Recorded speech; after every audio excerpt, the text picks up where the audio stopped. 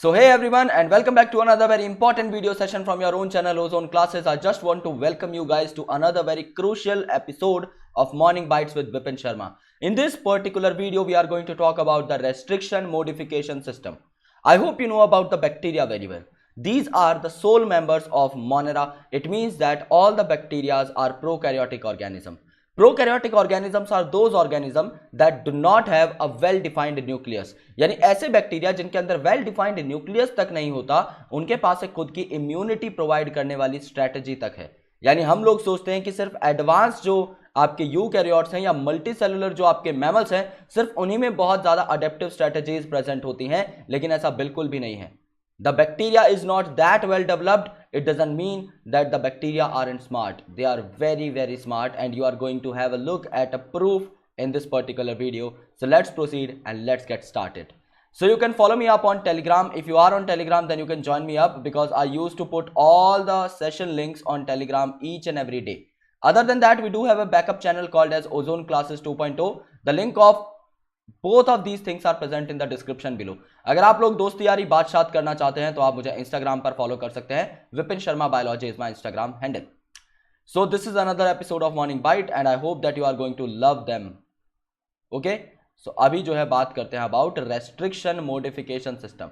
सो एक particular word use कर रहा हूं, इसको समझने की कोशिश कीजिएगा, रेस्ट्रिक्शन मॉडिफिकेशन, और ये एनसीईआरटी में गिवन है। अब आप लोग बोलेंगे सर ये तो एनसीईआरटी में हमने कभी पढ़ा ही नहीं, एनसीईआरटी में ये पॉसिबल ही नहीं है इसका होना, क्योंकि हम तो पूरी एनसीईआरटी चाट गए हैं।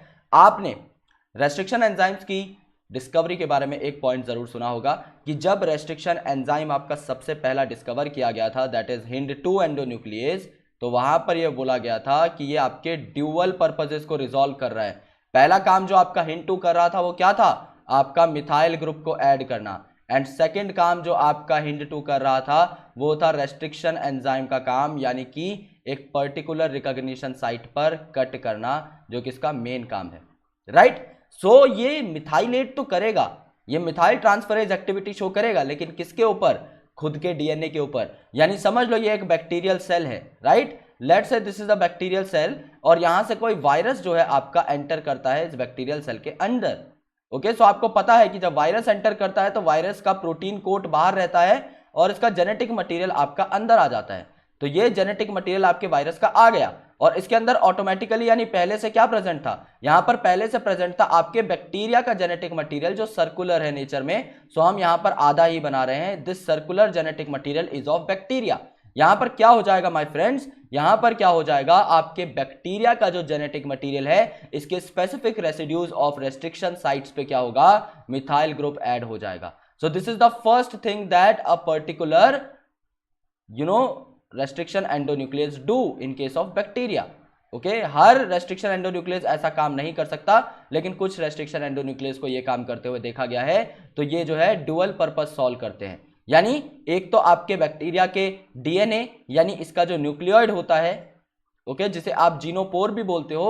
सो इस न्यूक्लियोइड या जीनोफोर में बेसिकली मिथाइलेशन करवाना। क्यों, क्योंकि रेस्ट्रिक्शन एंडोन्यूक्लियस जो है वो एक पर्टिकुलर साइट पर कट करता है।